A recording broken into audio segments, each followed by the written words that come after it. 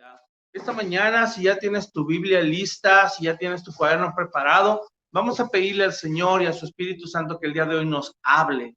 Vamos a orar juntos, por favor. Padre amado, esta mañana bendecimos tu nombre, Señor. Ponemos nuestras vidas en tus manos, nuestros oídos atentos a tu voz. Señor, siempre es un deleite escuchar las verdades del Evangelio. Y por eso esta mañana nos ponemos en tus manos, nos encomendamos a ti, Señor, y que sea tu palabra viva hablándonos, Señor, tu Espíritu Santo a través, Señor, de tu siervo. Oramos esta mañana y te lo pedimos en el nombre precioso de nuestro Señor Jesucristo. Amén y amén. Continuamos con nuestra serie Héroes de la Fe. No sé cuántos de ustedes se han sentido animados, motivados a ser como alguno de estos hombres de la fe, obviamente en el buen sentido. Sabemos que todos y cada uno de ellos tenían en su corazón, tenían el deseo de agradar a Dios. Sin embargo, tenían algo en común contigo y conmigo. Ellos eran seres humanos, tenían una humanidad también, y ellos tuvieron que vivir por fe, andar en fe, y tuvieron que también morir a deseos personales, deseos pecaminosos. Es increíble cómo la Biblia es muy clara respecto a esto, y creo que eso es lo que más nos sorprende, el saber cómo es que estos hombres fueron capaces de poder vivir en fe, a pesar de que no se había manifestado el Mesías, a pesar de que no se había manifestado la gracia de nuestro Señor Jesucristo. Me refiero la encarnación de Cristo. Y a partir de la obra que Él hizo, la nueva era a la que entramos, la era de la iglesia. A ellos no les tocó esto, a ellos no les tocó que el Espíritu Santo morara permanentemente en sus vidas como lo es contigo y conmigo. Sin embargo, hoy he descubierto cómo la fe es un regalo maravilloso que el Señor nos ha hecho, porque gracias a esa fe es que estos hombres pudieron ser justificados y pudieron vivir por fe y pudieron hacer lo que hicieron. Todo gracias a la gracia de Dios, a la bondad y el amor de nuestro Dios. Así es de que aprendamos y sigamos aprendiendo a lo largo de este pasaje, capítulo 11. Desde que yo era joven, recuerdo cuando pues ya ponía más atención en las predicaciones, recuerdo que cada vez que citaban el libro de los Hebreos, siempre se citaba el capítulo 11 y siempre se citaba el versículo 1. Fuera de eso, yo crecí todo mi cristianismo sin saber qué contenía el libro de los Hebreos. Crecí sin saber en qué se enfocaba la carta a los Hebreos. No sabía absolutamente nada de esta carta más que Hebreos 11:1. Y tú y yo no lo sabemos. Es pues la fe, la certeza de lo que se espera, la convicción de lo que no se ve. Y obviamente pues escuché un sinnúmero de enseñanzas que enfocaban este versículo de una manera parcial. No voy a decir incorrecta, aunque en algunos casos sí lo fue, pero en su mayoría, cuando yo era joven, recuerdo muchas de esas enseñanzas muy valiosas, pero eran parciales, no estaban completas, porque para poder entender la palabra de Dios, no podemos extraer un solo versículo y tratar de estirarlo para que se acomode a nuestras situaciones personales. No es así. Recuerden que la palabra de Dios es útil para instruir, para enseñar, para redarguir. Sin embargo, somos nosotros quienes debemos amoldarnos a los principios de la palabra de Dios y no la palabra de Dios amoldarse a nuestra manera de pensar. Porque la palabra de Dios escrita, te recuerdo, la palabra que tú y yo hoy tenemos el privilegio de leer, que está escrita, en realidad es palabra hablada. Y lo importante de la palabra escrita no solo es que es la palabra hablada de Dios, sino que es la palabra revelada a nuestras vidas para poderla aplicar. Por eso es tan importante y por eso hemos sido prácticamente verso a verso, casi palabra por palabra, tratando de entender todo el capítulo 11, obviamente con todo el contexto de la carta, tanto en su contexto histórico como en su contexto doctrinal. Así es que vamos a iniciar, si ya tienes tu Biblia abierta en Hebreos, capítulo 11, continuemos con nuestra serie y el día de hoy vamos a hablar de Isaac. Cuando estaba preparando este pasaje, dije, bueno, Señor, pues con Abraham hay mucha riqueza, hay muchas cosas interesantes que poder hablar. Y con Isaac, ¿qué? No sé si tú en tu mente tienes, pero Isaac no es un personaje del cual se hable mucho.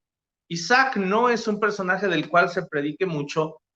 Y aquí solo viene un solo versículo. Vamos a leer Hebreos capítulo 11, verso 20. Síganme con su mirada, dice así. Por la fe bendijo Isaac a Jacob y a Esaú. Escucha esto. Respecto a cosas venideras. Eso es todo lo que se dice de Isaac.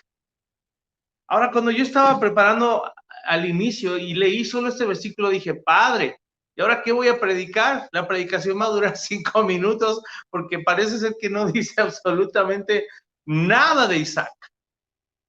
Sin embargo, hay una riqueza en su historia que esto nos va a obligar, obviamente, a ir a Génesis, capítulo 25, es a partir de ahí, pero vamos a leer un poco salteado. Pero antes de continuar, quiero iniciar haciéndote una pregunta. Este pasaje, aunque es muy corto, este breve versículo dice, por la fe bendijo Isaac a Jacob y a Esaú. Te recuerdo, Isaac tuvo 2 hijos, Jacob y Esaú. Y dice que los bendijo respecto a cosas venideras. Y quiero empezar esta enseñanza haciéndote una pregunta. ¿Qué cosas venideras? ¿A qué se estaba refiriendo el autor de Hebreos cuando dice cosas venideras? Bendijo a sus 2 hijos respecto a cosas venideras. Inmediatamente esto nos suena al futuro. Inmediatamente esto nos proyecta a pensar en lo que no ha venido aún, lo que no se ha vivido aún y lo que está por venir en los siguientes años. Ahora, recuerden que la palabra de Dios la tenemos que estudiar en su contexto general y por eso es que vamos a hacer alusión a Génesis. Isaac sabía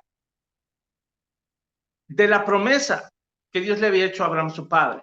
Isaac estaba plenamente consciente de esa promesa. Incluso a lo largo de toda su jornada aquí en la tierra, me refiero a toda su vida, Isaac vio la providencia de Dios. Para poder estudiar a fondo esta enseñanza, tuve que leer toda la historia de Isaac, absolutamente toda. Ahora, si tú vas abriendo tu Biblia a partir del capítulo 25 de Génesis, vamos ahí, por favor. Perdón, a partir del capítulo 24. En la enseñanza pasada aprendimos que Abraham tuvo a bien inculcarle a Isaac las verdades de Jehová. Cuando él se le aparece a Abraham, recuerda que Isaac no ignoraba. Él ya era un joven. Y cuando Abraham se lo lleva para sacrificarlo, ese fue el primer acercamiento, el primer encuentro cercano que Isaac tiene con lo divino, con Dios. Ese es el primer encuentro. Cuando el ángel del Señor se le aparece a Abraham para decirle, Abraham, detente, no mates a tu hijo porque el Señor ha visto tu corazón, no lo mates. Te recuerdo, se habla siempre de Abraham, pero ahí estaba Isaac. Isaac estaba ahí sobre el altar, amarrado, esperando ser sacrificado, y de repente Isaac escucha la voz del ángel que dice no mates a tu hijo, porque el Señor sabe tu corazón, que no le rehusaste a tu único hijo. Fuera del alivio que sintió Isaac de, fiu, me salvé. Fuera de ese alivio, quiero que tú pienses cuál habrá sido el impacto en el corazón de Isaac. El escuchar esas palabras y obviamente seguir creciendo a partir de ahí hacia su edad adulta, ir creciendo con la promesa de su padre en mente, creyendo en la promesa de su padre en mente, diciendo, esta promesa que Dios le dio a mi padre es para mí también. Esa promesa que el Señor hizo, incondicional, que se va a cumplir porque se va a cumplir, es mía también. Y no solo eso, sino es para mí y para mis descendientes, para mis hijos y mis generaciones. Entonces, cuando habla de cosas venideras, quiere decir que Isaac, desde su primer encuentro divino, ahí en Moriah, en ese altar a punto de ser sacrificado, hasta este punto, en toda su jornada, Isaac vio la providencia de Dios. Desde joven, Dios proveyó el cordero. Qué increíble. Si tú lees toda la historia, te vas a dar cuenta todo lo que Dios le proveyó a Isaac. No va a haber tiempo de verlo todo. Voy a súper resumirlo. Pero en toda su jornada, Dios le proveyó a Isaac esposa. También de una manera divina. Lee la historia. Dios le proveyó a Isaac hijos de una manera divina también. Porque, ¿qué creen? Rebeca también era estéril. Y dice que por la oración de Isaac, Rebeca tuvo hijos. Y además vino con premio, venía doble, tuvo mellizos. A lo largo de toda su jornada, Dios le proveyó dirección a Isaac. Cuando vino otra hambruna, igual que la que vino en la época de Abraham, vino otra hambruna en la época de Isaac. ¿Qué era lo lógico? Pues que Isaac, igual que su padre, fuera a Egipto, pero Dios le dijo, no vayas a Egipto. Ve a Filistea, y entonces se fue hacia la zona de los filisteos. Dios le dio dirección, y había un motivo para eso. Además de eso, dice que Dios lo bendijo y le proveyó el sustento, el alimento, nunca le faltó qué comer. Dios lo prosperó en las cosechas y en el cultivo. Estaba rodeado de gente que pues eran aguerridos, y Dios le proveyó también providencialmente de protección también. Su padre Abraham había cavado pozos, y los habitantes de esas tierras, pues que eran dueños de esas tierras, habían tapado esos pozos. Eso se consideraba como una agresión. Incluso eso llegaba a causar tal conflicto que podían ir a la guerra. Pero Isaac no usó ese recurso, sino que Isaac confió también en la protección y en la provisión de Dios, y le ayudó a poder encontrar esos pozos y volverlos a destapar. Dios no nada más le proveyó eso, incluso si tú lees en la historia, le proveyó alianzas con los pueblos de esa tierra para que no le hicieran daño, porque Dios tenía un plan y un propósito con Isaac. Entonces Dios permitió que hubiera alianzas para que no lo tocaran. Y por encima de todo esto, Dios ratifica el pacto. Una vez que Abraham ya no está, Dios ratifica el pacto también con Isaac. Y no lo hizo una, lo hizo 2 veces. Se le aparece Jehová a Isaac y ratifica el pacto con él. El mismo pacto que había hecho con Abraham, su padre. Todo esto que Isaac vivió, lo hizo vivir en fe respecto a las cosas venideras. Por eso, esta pregunta, ¿cuáles son las cosas venideras? Sabes, como creyentes, hermanos, cuando reflexionaba yo en esta pregunta, yo me preguntaba hacia mí mismo, y yo decía, ¿cuáles son las cosas venideras para mí? Señor, ¿cuáles son las cosas venideras? ¿Cuál es mi futuro? ¿Qué viene? Ahora, sabes, hubo una época en nuestra vida y en nuestro matrimonio en donde el futuro y las cosas venideras eran inciertas. Sabes, yo te confieso, nuestro corazón no estaba tan alineado al Señor. Y por esa razón, nuestro futuro era incierto. Y pasábamos mucho tiempo pensando en crearnos un futuro, en crearnos cosas venideras. Soñábamos mucho, éramos muy soñadores, mi esposa y yo. Anhelábamos muchas cosas. Toda nuestra familia, nuestros amigos cercanos, tanto la familia de mi esposa como la mía, son testigos de los soñadores que fuimos, de tantas cosas que quisimos emprender y hacer. ¿Sabes por qué soñábamos tanto, imaginábamos, planeábamos, ahorrábamos, invertimos incluso en un par de negocios? Y perdimos dinero y recursos y tiempo también. ¿Sabes por qué hacíamos eso? Porque no sabíamos cuáles eran las cosas venideras. Porque pequeño problema, no nos tomamos el tiempo de preguntarle, Señor, ¿cuáles son las cosas venideras que tú tienes para mí? Vivíamos en incertidumbre. Pero te digo algo, el creyente, tú y yo, como hijos de Dios, no deberíamos vivir en incertidumbre.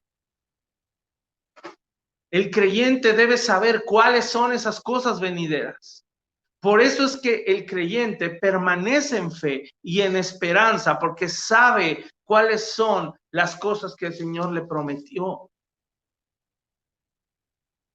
Y ese era el caso de Isaac. Isaac sabía perfectamente bien cuál era la promesa y cuáles eran las cosas venideras. Hay un pasaje en la historia de Isaac me llama mucho la atención cuando dice que su esposa era estéril y él oró y después de 20 años pudo concebir su esposa. Casi igual que su mamá, su madre Sarai, casi igual. ¿Por qué Isaac oró con fervor al Señor? Porque Isaac sabía cuáles eran las cosas venideras. Isaac sabía cuál era la promesa. Imagínate que Isaac se le hubiera pasado orando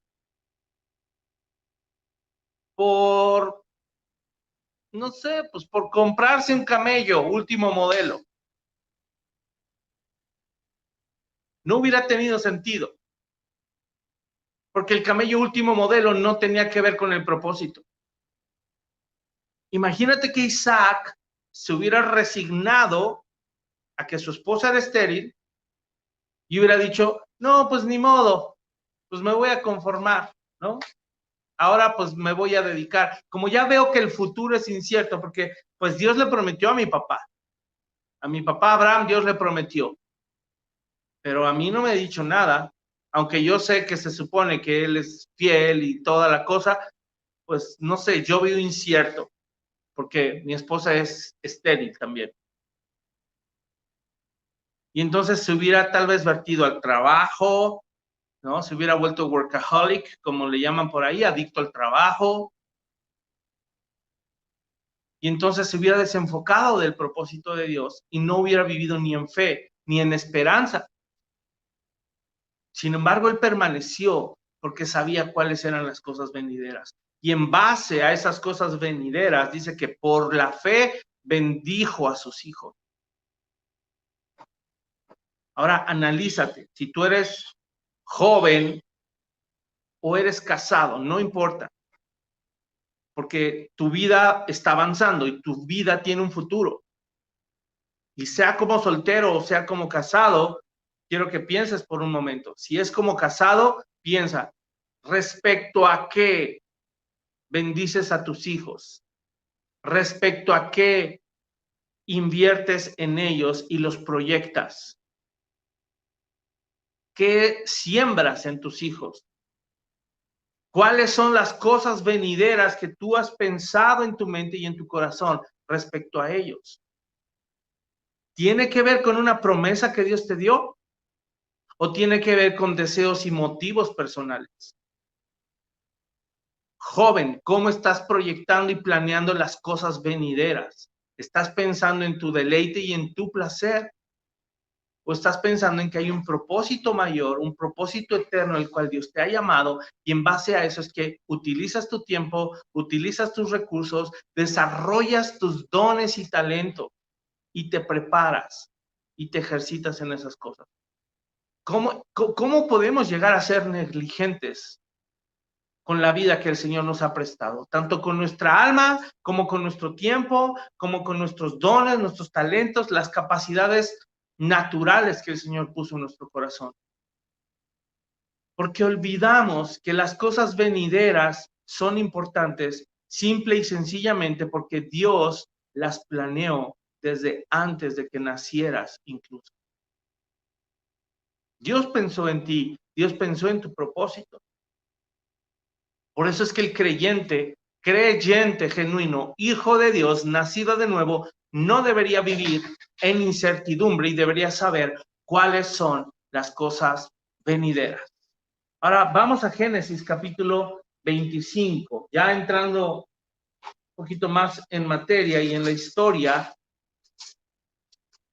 Si tú miras Génesis capítulo 24, ahí tú vas a ver cómo Abraham de manera diligente busca esposa para su hijo Isaac. Y cómo el Señor providencialmente provee una esposa a su hijo. Pero si saltamos al capítulo 25, quiero poner énfasis ahí. Fíjate bien. Génesis 25.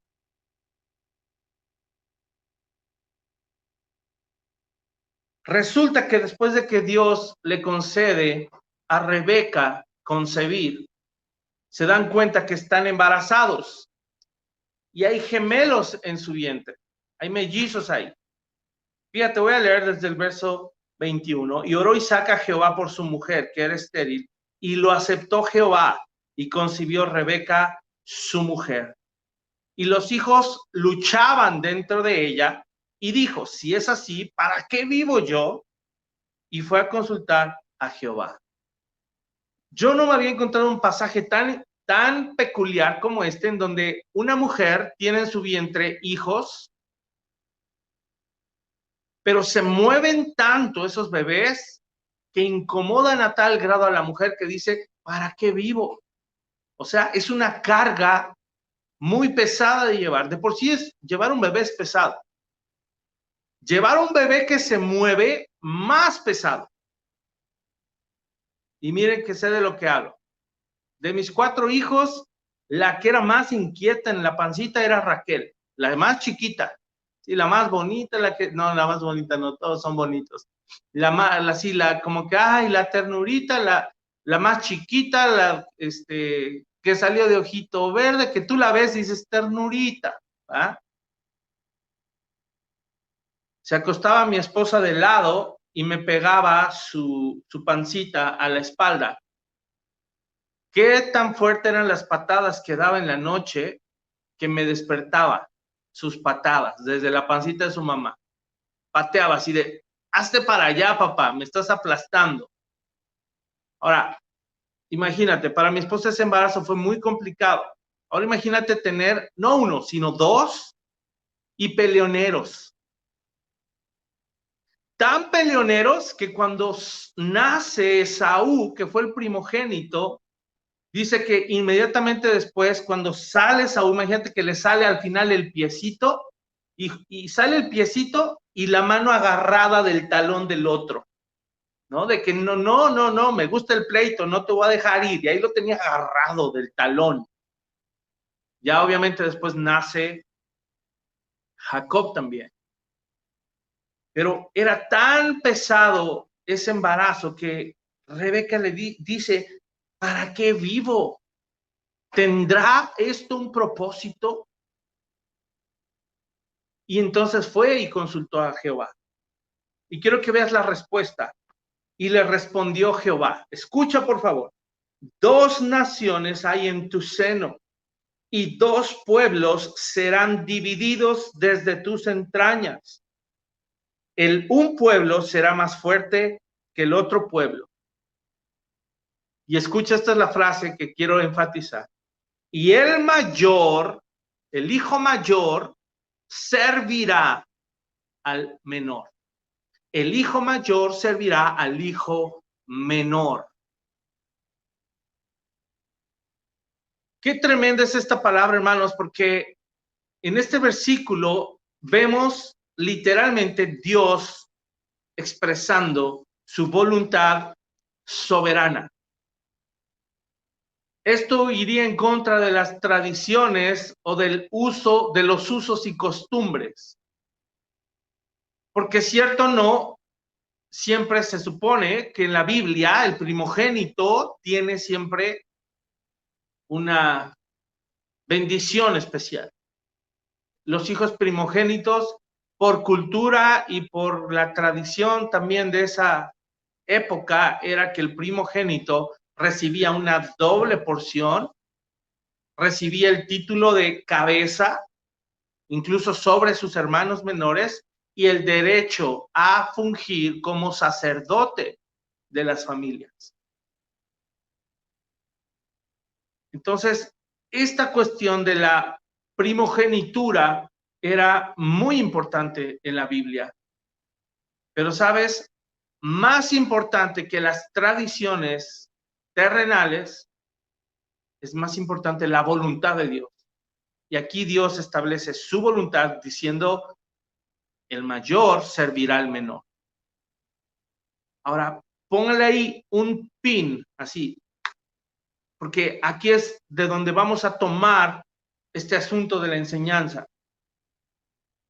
Con este versículo, y si seguimos leyendo, quiero que te des cuenta qué sucedió después. Dice, cuando se cumplieron sus días para dar a luz, he aquí había gemelos en su vientre, y salió el primero rubio. En otra traducción dice pelirrojo. Era pelirrojo en realidad, no rubio. Y era todo velludo, así como mi hijo Daniel. Como una pelliza. Y llamaron su nombre Esaú. Después salió su hermano, trabada su mano al calcañar de Esaú, y fue llamado su nombre Jacob. Y era Isaac de edad de 60 años cuando ella los dio a luz. Isaac se casó de 40 y 20 años estuvo orando al Señor para que su esposa diera luz porque era estéril. Después, fíjate, aquí quiero que veas estos versículos. Nos van a dar también sustento. Y crecieron los niños, y Esaú fue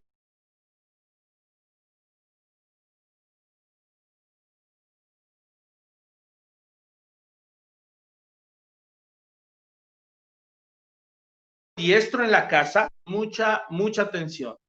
Amó Isaac, el papá, el padre, amó Isaac a Esaú, el primogénito.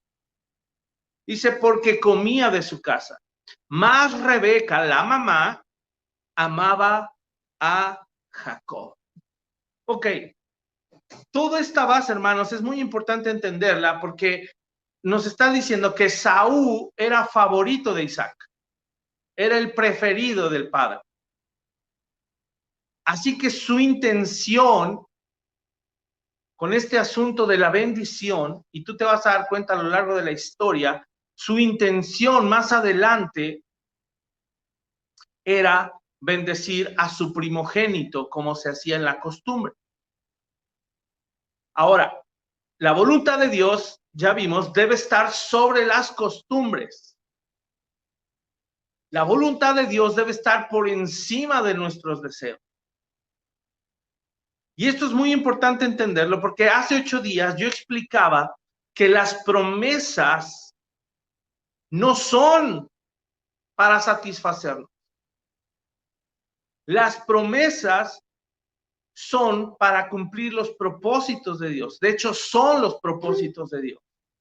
Las promesas que Dios cumple no es para hacernos sentir especiales nada más, sino para hacernos saber que Dios va a cumplir un propósito en nuestra vida. Que a Él le plació, simple y sencillamente le plació que tú y yo le fuéramos útiles. Yo hacía una pregunta hace 8 días y yo decía, ¿por qué Abraham? ¿Por qué no cualquier otro pelado? ¿Por qué Abraham? Porque Dios quiso, punto. Ahora yo te preguntaría, ¿por qué tú y por qué yo? ¿Por qué tú y yo estamos hoy aquí disfrutando de ser hijos de Dios?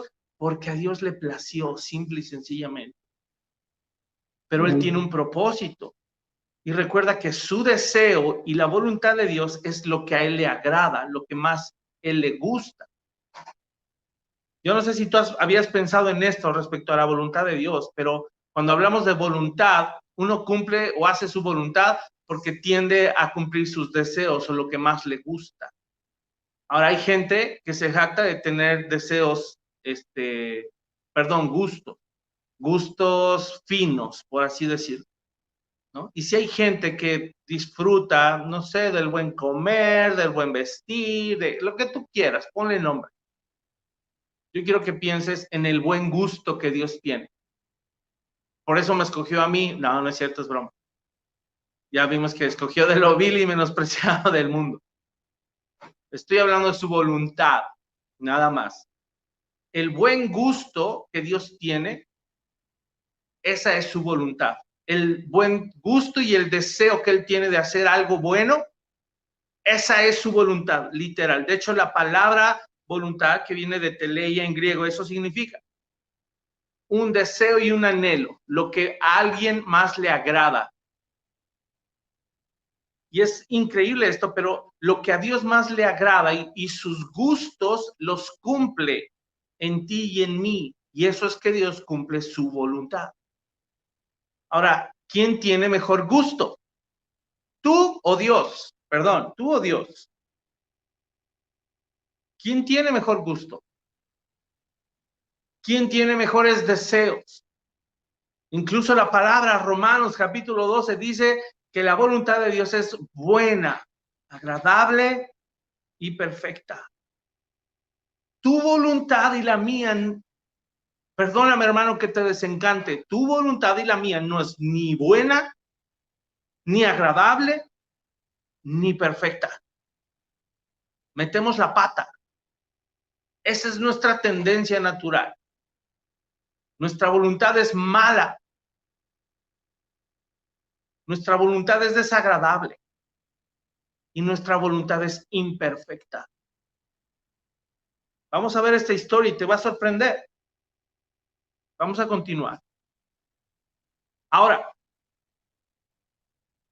quiero enfatizar, omití algo.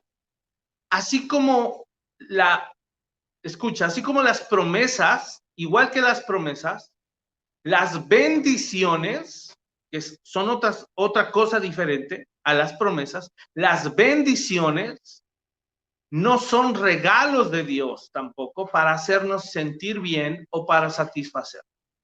Ni las promesas, ni las bendiciones. Ninguna de estas dos cosas. Las promesas ya vimos que son la voluntad y los deseos de Dios expresados para nosotros. Y las bendiciones, escucha, son los medios y los recursos celestiales para que las promesas se cumplan. Entonces, ni las promesas ni las bendiciones tienen que ver contigo. No eres tú el centro del universo al que Dios quiere tener contento. Somos nosotros siervos, rescatados de la vana manera de vivir, muertos en delitos y pecados, los que fuimos rescatados y por gracia recibimos la promesa y por gracia recibimos las bendiciones. Efesios capítulo 1, vamos rápido ahí, haciendo este pequeño paréntesis. Efesios capítulo 1 lo aclara.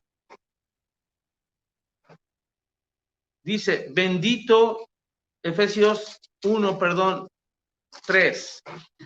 Efesios 1, 3. Bendito sea el Dios y Padre de nuestro Señor Jesucristo, que nos bendijo, escucha, con toda bendición espiritual en los lugares celestiales en Cristo. Según nos escogió, escucha esto, según nos escogió en Él antes de la fundación del mundo, para que, ¿qué? Fuésemos santos y sin mancha y pudiéramos estar delante de Él, añadiendo a la traducción más certera. En amor, habiéndonos predestinado para ser adoptados hijos suyos por medio de Jesucristo, según el puro afecto de su voluntad. Tú recibes la promesa de salvación cuando crees y recibes al Señor Jesucristo. Escucha, recibes esa promesa de salvación y número 2, recibes bendición espiritual en los lugares celestiales. Pero esto no es para satisfacerte a ti, porque las promesas y las bendiciones no tienen que ver contigo. Dice que es Dios quien nos escogió y ahí dice para qué, o sea, había un propósito. Dice que nos predestinó en amor y también dice para qué nos predestinó, para ser adoptados hijos suyos. Y esto habla solo y solamente de la voluntad, el deseo y el gusto de Dios, porque hasta el final lo dice, según el puro afecto de su voluntad. Esa frase significa porque Dios quiso, a Dios le gustó hacer eso. Dios le provocó placer y deleite escogerte a ti y a mí para ser sus hijos, y nos lo prometió y nos declaró ya benditos, bendecidos en los lugares celestiales. Ni promesas ni bendiciones se trata de ti. Tiene que ver con los propósitos de Dios y con los recursos que Él nos da para hacer cumplir sus promesas. Y todo es de Él y para Él. Y ahora lo entiendo más. Y ahora se cierra mucho más la enseñanza de todo el libro de Hebreos y en específico el capítulo 11 que habla de la fe, hermano. Entonces, continuamos. Ponme atención en esto. Regresemos a Génesis, donde nos quedamos. Hablábamos que Dios expresa su voluntad y dice, el mayor va a servir al menor. Hablamos después de que Isaac tenía un favorito, que era Esaú, el primogénito, y Rebeca tenía un primogénito, un preferido también, que era Jacob. Ahora, hay un pequeño detalle aquí en todo esto, en donde no es el centro de esta enseñanza, y solo lo voy a mencionar. Esaú vende su primogenitura. Más propiamente dicho, desprecia la primogenitura. Jacob saca ventaja de eso y después engaña a su padre, coludido con su madre Rebeca, que fue ella la que incitó a su hijo Jacob a mentir y engañar a su padre para no solo quedarse con la primogenitura, sino obtener la bendición también. Eran dos cosas diferentes, la primogenitura y la bendición. Ponme atención en esto. Génesis capítulo 27. No voy a leer toda la historia. Isaac envejece, su vista se nubla y, como dato curioso, a esta edad de Jacob, en este tiempo, él pensaba que ya iba a morir, porque más o menos tenía por ahí de 130 y tantos años, 137, más o menos. Como dato curioso, a esa edad murió su hermano Ismael, a los 137 años. De manera que Isaac cumple 137 años, se le nubla la vista y dice, ya me voy a pelar. Lo que él no sabía que iba a vivir todavía 40 años más. Pero como él siente que ya va a morir, ¿saben qué hace? Quiero que leas conmigo y pon atención en esto.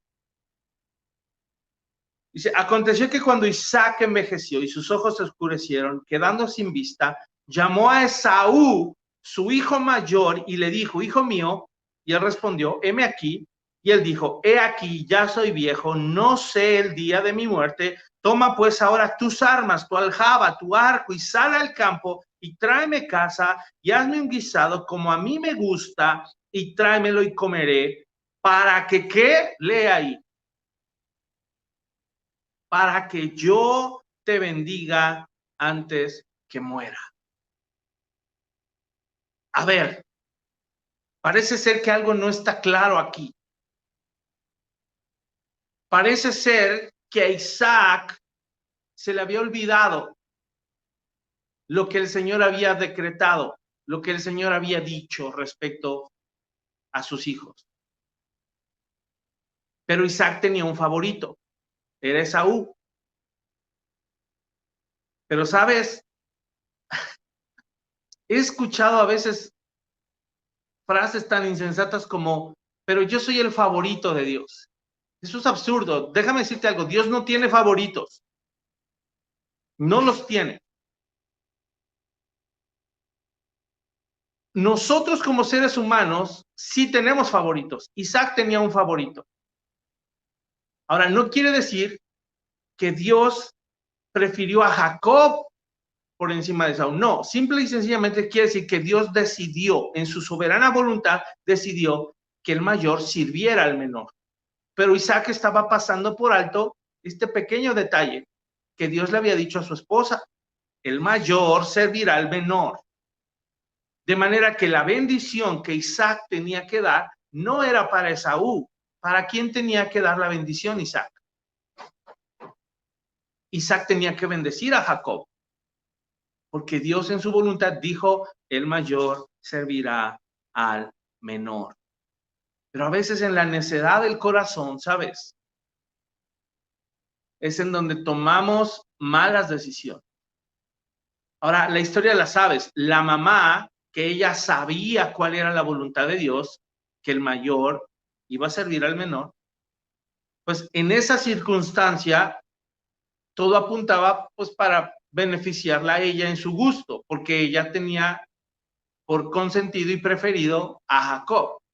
Y cuando ella escucha que su esposo va a bendecir a Esaú, es en donde a ella se le ocurre la fabulosa idea de meter las manos y decir, ¿qué crees, Jacob?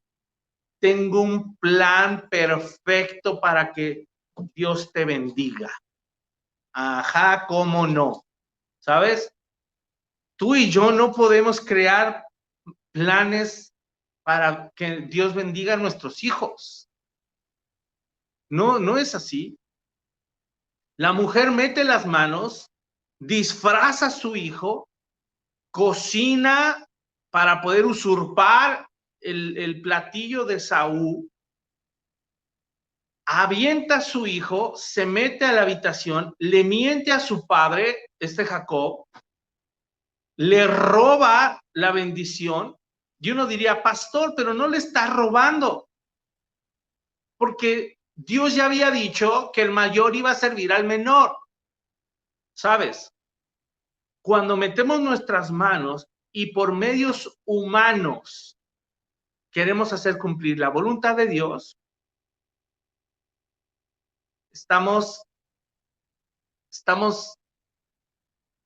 le estamos robando la gloria a Dios, para que me entiendan. Le estamos robando la gloria a Dios, porque quiere decir que Rebeca no creyó que Dios era capaz de lograr que Isaac, su esposo, bendijera al menor, a Jacob, como él ya se lo había hecho saber.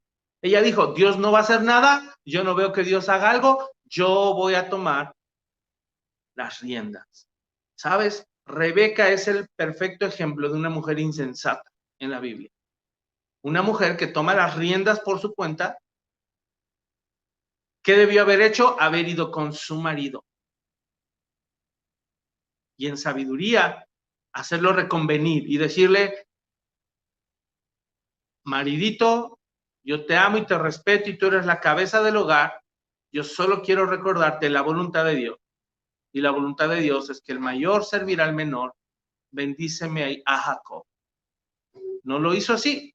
Prefirió usar el engaño, prefirió usar la manipulación, prefirió usar las artimañas del mundo, que sabemos que más que del mundo son diabólicas. Una mujer manipuladora se está dejando llevar por actividades diabólicas. Tengamos cuidado con eso. Mujeres, no sean insensatas.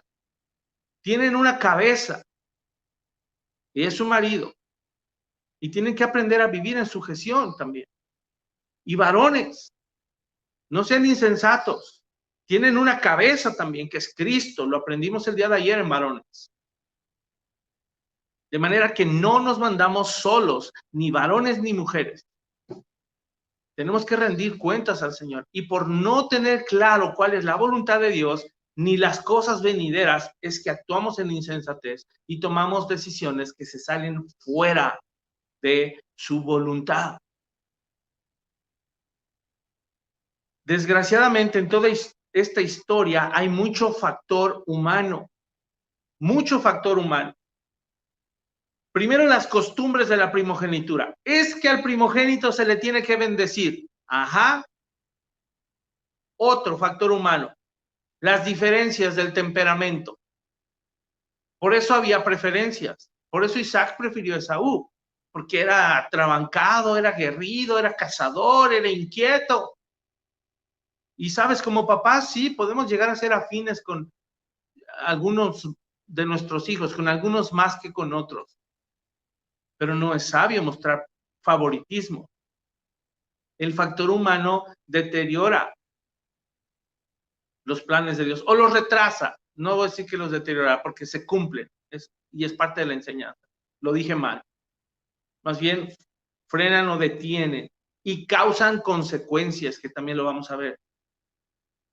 ¿Qué más había de factor humano? Ya vimos temperamento, forma de ser, el favoritismo, disputas entre hermanos.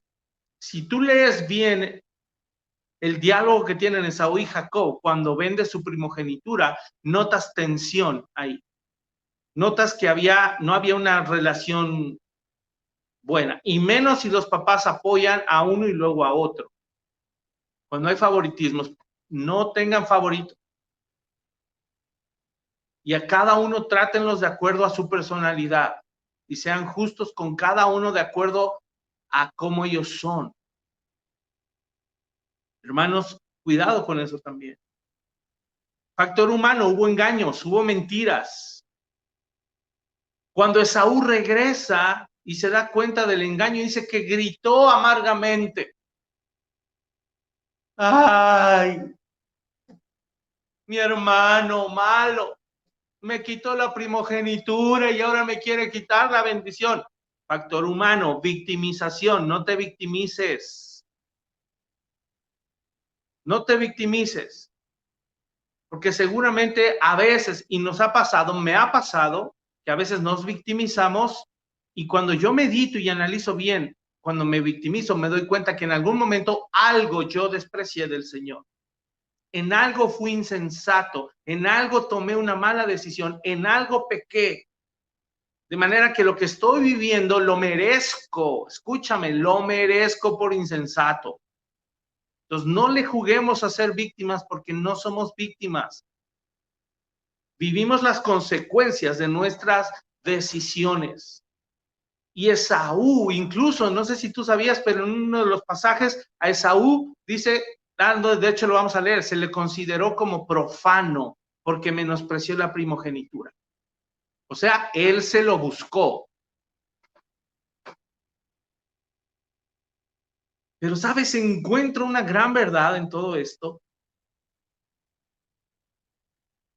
Que a pesar del factor humano,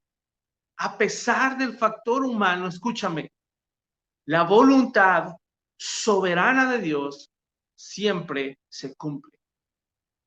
La voluntad de Dios siempre se cumple a pesar de ti, a pesar de mí. El Señor va a cumplir sus planes y sus propósitos. Lo único que yo te pido, hermano, es que cuides las decisiones que tomas. porque te van a traer consecuencias. Si son buenas decisiones, buenas consecuencias, pero si son malas decisiones, van a venir malas consecuencias. Y mira que Jacob y Rebeca tuvieron sus consecuencias. Ellos pudieron haber descansado. Mira, incluso, yo te aseguro, incluso si Rebeca hubiera sido sensata y sabia y hubiera ido con Abraham, digo, con Isaac, su marido, y le hubiera dicho, no, Isaac, es que acuérdate que yo fui a consultar a Jehová y le dije, y él dijo que el mayor iba a servir al menor, por favor bendice a Jacob. Imagínate que Isaac dice, no, no me importa, mi favorito es Esaú y lo voy a bendecir. Y Rebeca se hubiera ido antes, escúchame, eso te lo puedo asegurar porque la voluntad de Dios se cumple antes de que saliera palabra de la boca de Isaac, Dios hubiera intervenido. O lo deja fónico, mudo, o lo desmaya, o le manda un ángel, así como le mandó un ángel a su papá y le dijo, detente, no lo hagas. Porque Dios cumple sus propósitos. Él es soberano y él había determinado el mayor sirve el menor. Perdón, el mayor sirve el menor. Él lo determinó. Y aquí compruebo cómo todo lo que no proviene de fe, porque Rebeca no tuvo fe, todo lo que no proviene de fe es pecado. Y lo vemos en las consecuencias. ¿Sabes qué consecuencias hubo? Yo no sé si tú has analizado las consecuencias de esta acción. Mira, tan insensata fue Rebeca. Lee la historia. A mí me impactó cuando leí eso. Dijo, su hijo todavía a su favor, tenemos un punto a favor de Isaac, de Jacob, cuando le dice, no mamá, yo no puedo ir a mentirle a mi papá, ni puedo hacerme pasar por mi hermano Esaú, porque me va a descubrir, y si mi papá me descubre, en vez de que me bendiga, me va a maldecir. ¿Sabes qué dijo Rebeca? Dijo, ve y hazlo, y si te maldice, que su maldición caiga sobre mí. Qué insensatez de mujer. No puede ser. Ahora, pareciera ser que se salió con la suya y ya todo resultó bien.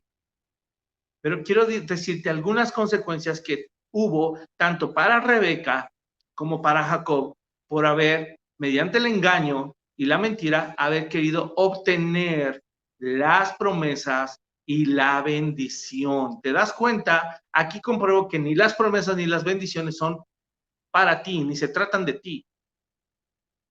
Se trata de Dios. Porque hay consecuencias malas. Te voy a decir solo algunas.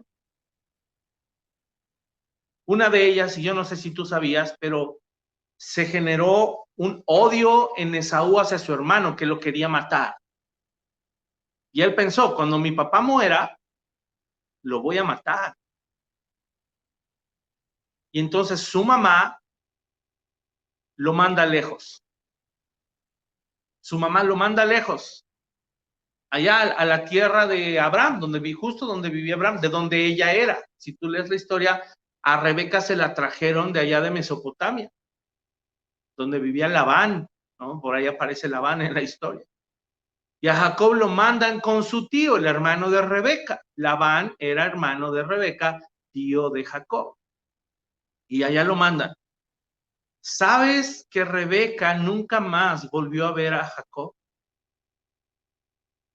El hijo favorito, el hijo deseado, por la mala decisión que la madre tomó, ocasionó tal conflicto entre los hermanos que aún ella perdió el derecho de volverlo a ver. Ahora, mujer, analiza esto, por favor.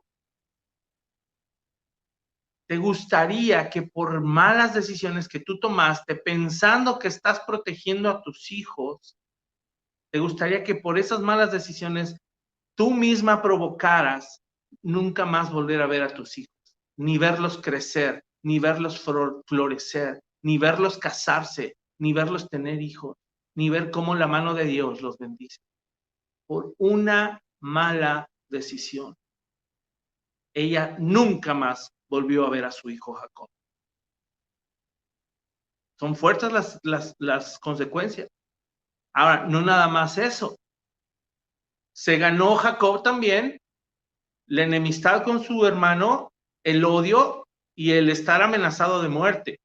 Perdóname, que alguien te amenace de muerte, algo debiste haber hecho, algo. Otra consecuencia, Jacob se manejó mediante engaños, llega con su tío allá, ya sabemos la historia también, le gustó Raquel, la hija de Labán, se la pide a Labán y Labán le dice, ¿cómo no? Te la doy, trabájale 7 años.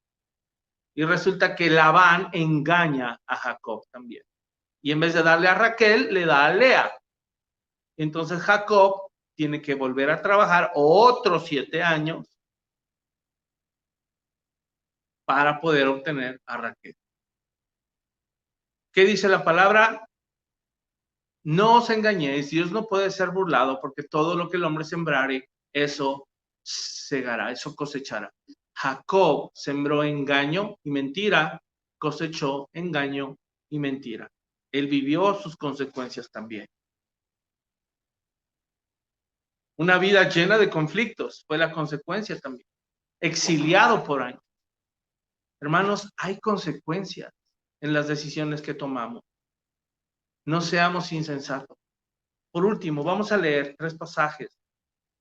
Vamos a Hebreos, regresamos a Hebreos 20, 11-20, justo donde empezamos. Y cuando lo vuelva a leer, entonces, pues nos vamos a dar cuenta que sí había una riqueza en cuanto a la enseñanza. Dice, por la fe bendijo Isaac a Jacob y a Esaú respecto a cosas venideras. Ahora, quiero decirte algo. Algo que me impactó fue un comentario bíblico que leí en donde dice que cuando Esaú regresa de cazar y se da cuenta que su hermano lo engañó, dice que Esaú le ruega a su papá y dice, papá, por favor, bendíceme a mí también. ¿No te queda una pequeña bendición? ¿Sabes? A mí me impacta porque dice ahí que también Isaac se conmovió. Isaac se quedó así pasmado y dijo, ¿qué hice? ¿Sabes? Pensamos que se quedó así, pasmado, y que su reacción fue porque se dio cuenta del engaño de Jacob, pero no fue así, nada más. Imagínate el peso de Isaac cuando se da cuenta y también le cae el 20, y esto fue algo que me gustó de este comentario bíblico, que dice que fue un impacto doble. Fue el impacto de darse cuenta que su hijo Jacob lo había engañado y fue el impacto de recordar que Dios había dicho que el mayor iba a servir al menor. Por eso, escucha, por eso en la bendición de Saúl, tú ves una rectificación. Cuando Isaac bendice a Jacob, cuando usurpa el lugar de su hermano, Isaac está convencido de que está bendiciendo a Esaú. O sea, sí fue engañado. Yo por algún momento pensé y dije, discúlpenme, pero si a mí llega Samuel, si yo ya estoy ciego y llega Daniel y me dice, papá, yo le digo, Daniel, eres el primogénito, ya me voy a morir, te voy a bendecir. Ve y tráeme los chuletones que me gustan, el chuletón del pastor para que me lo cocines, porque además le sabe más a la parrilla que el Samuel. ¿Verdad? Y además, fíjate qué curioso, es todo peludo el güero.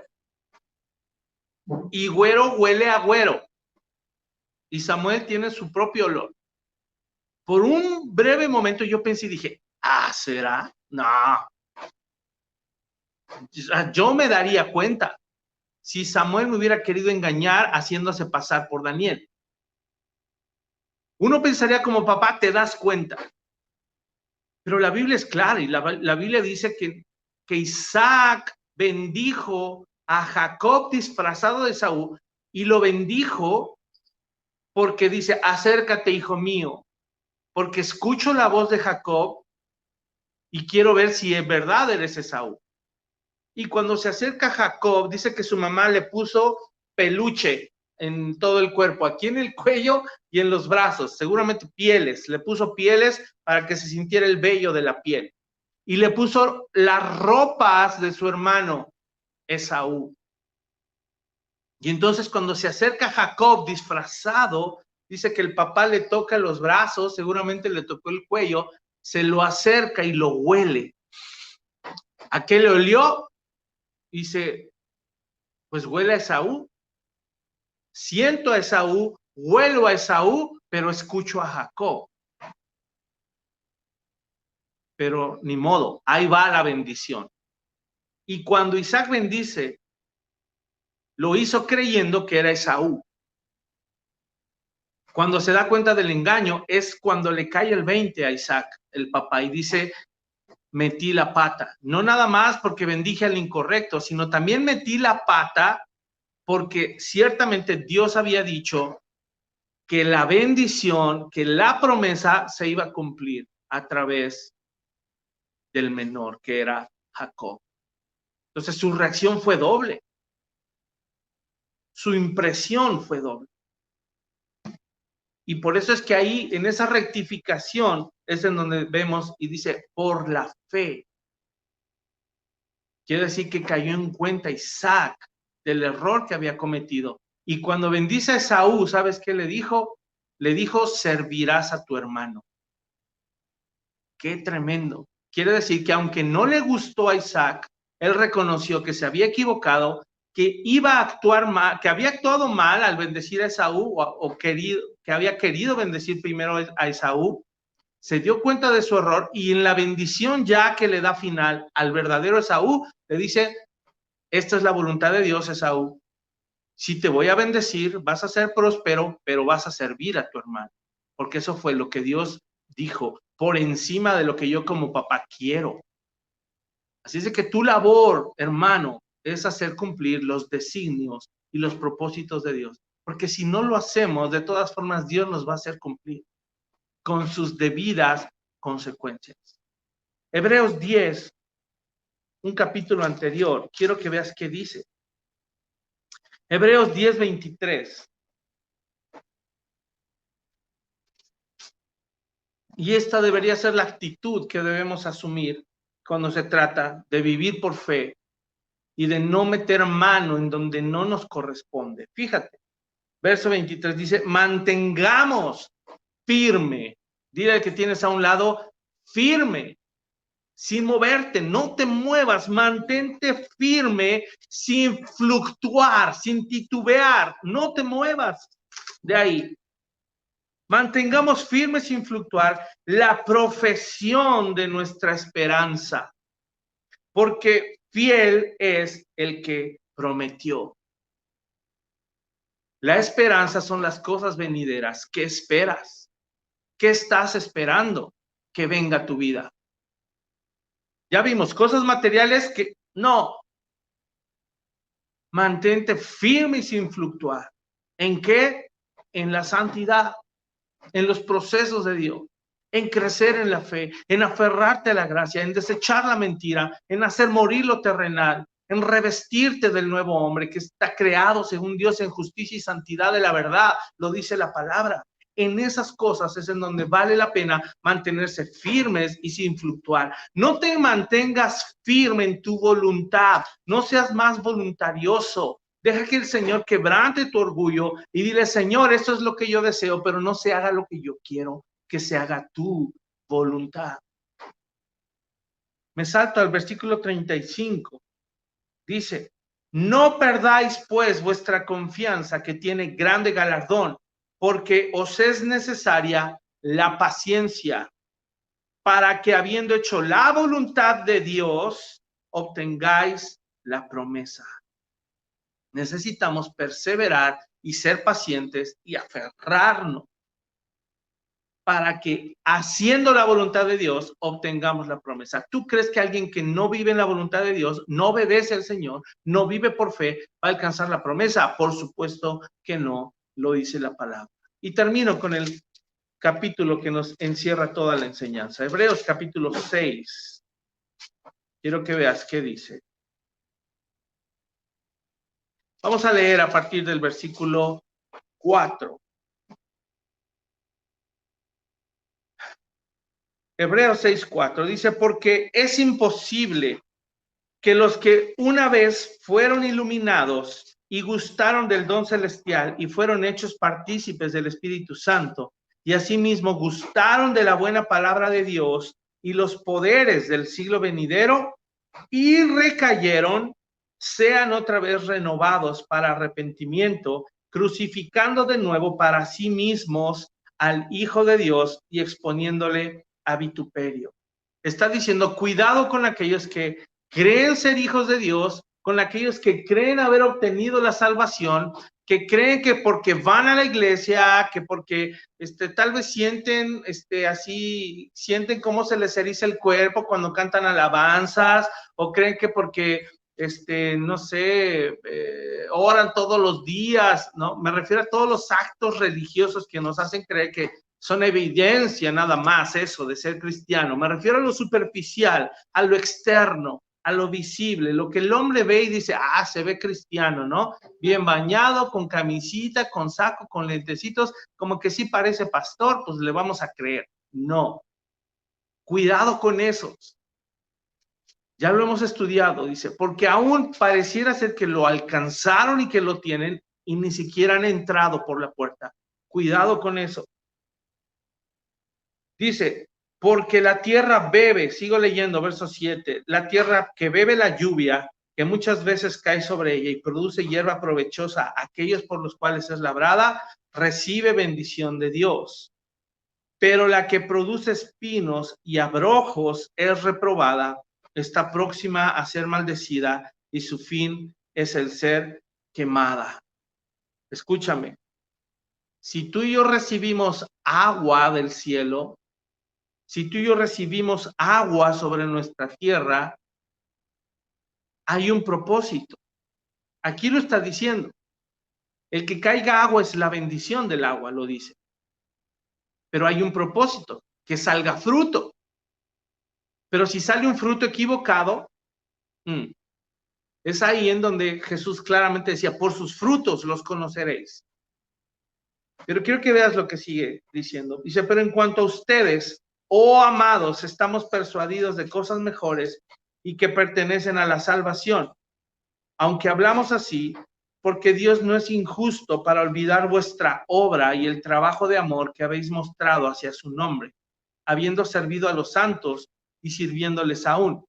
Pero deseamos que cada uno de ustedes muestre la misma solicitud hasta el fin, para plena certeza de la esperanza, a fin de que no se hagan perezosos, sino imitadores de aquellos que por la fe y la paciencia heredan las promesas. Solamente vamos a poder heredar esas promesas si no somos perezosos e imitamos a aquellos que son fieles y pacientes, es decir, que ejercitan la fe y la paciencia, hermano. Por eso estamos estudiando Hebreos, porque estos hombres, a pesar de su humanidad, a pesar del factor humano, ellos alcanzaron las promesas, porque vivieron por fe. Dice, porque cuando Dios hizo la promesa a Abraham, no pudiendo jurar por otro mayor, juró por sí mismo, diciendo, de cierto te bendeciré con abundancia y te multiplicaré grandemente. Y habiendo esperado con paciencia, alcanzó la promesa. Y eso nos toca a ti y a mí, esperar con paciencia. Dice, porque los hombres ciertamente juran por uno mayor que ellos, y para ellos el fin de toda controversia es el juramento para confirmación.